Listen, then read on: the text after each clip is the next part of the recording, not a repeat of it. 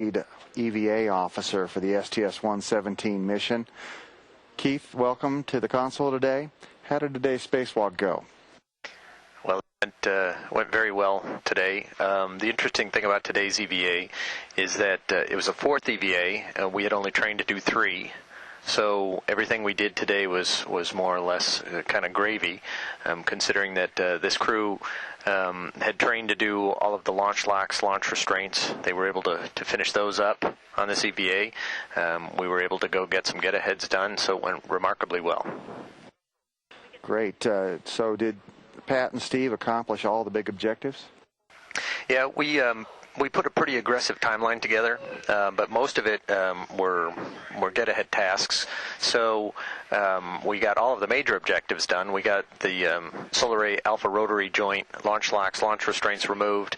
We removed items out of the MT path, so we're ready to rotate Sarge now, which is a key feature, and we're ready to move the mobile transporter out onto S3.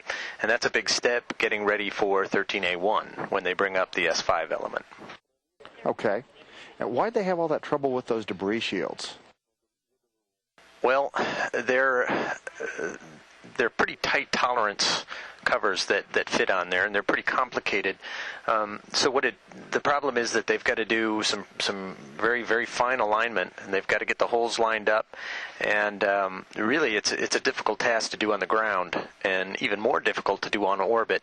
Other crew members have done them in the past. I don't know if it's a thermal issue, if things are changing on station.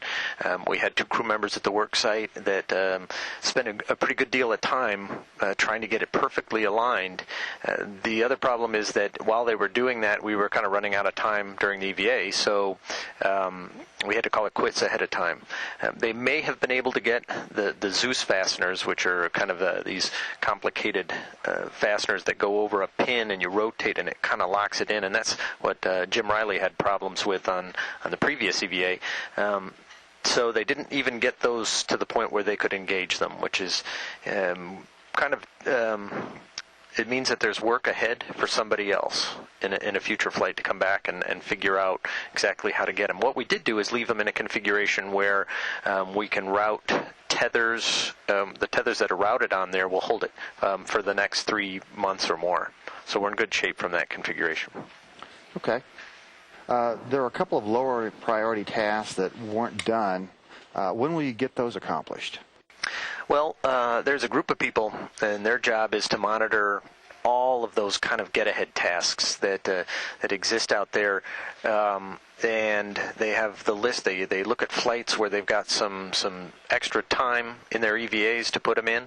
I think that 13A1, the next shuttle mission that goes up, has 4 EVAs, and I believe they have at least 3 EVAs worth of full content, but they may be able to put many of these tasks that we did not get done on our flight onto theirs, and that crew is trained to do those kind of tasks as well. Okay. This was the 4th spacewalk of the mission. How'd the EVA team do overall? Well, this team is made up of veterans and rookies, and the veterans have done spacewalks, in the past. They've done. Jim Riley's done 3 EVAs on a previous mission, and Pat Forrester did 2. So you would expect those 2 to do as well as they did on this flight.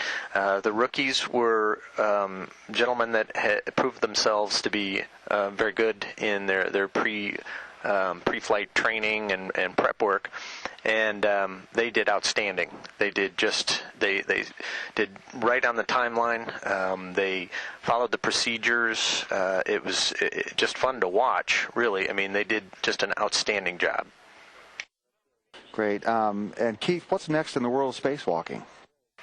Well, let's see. The kind of some of the tasks that we did are in preparation for the next EVA, which is the U.S.-based space station EVA, which I believe is on July 20th, the last I saw. On that mission, they are taking the other stanchion assembly. We moved one of those.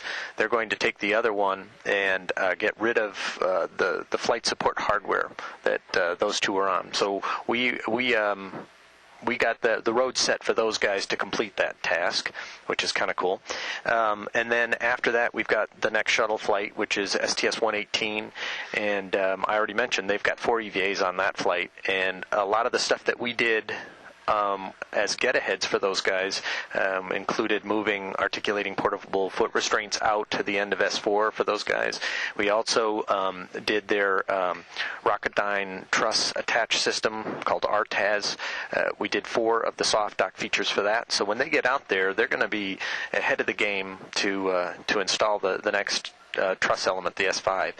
They've got 4 EVAs. They're using what's called spits, which is they can stay up longer attached docked to the station. So they'll be able to do 4 EVAs, which is going to be pretty cool. Then after that, we've got all the assembly sequences. I think I saw that this year we may do a record number of U.S. EVAs on the order of, I think, 20.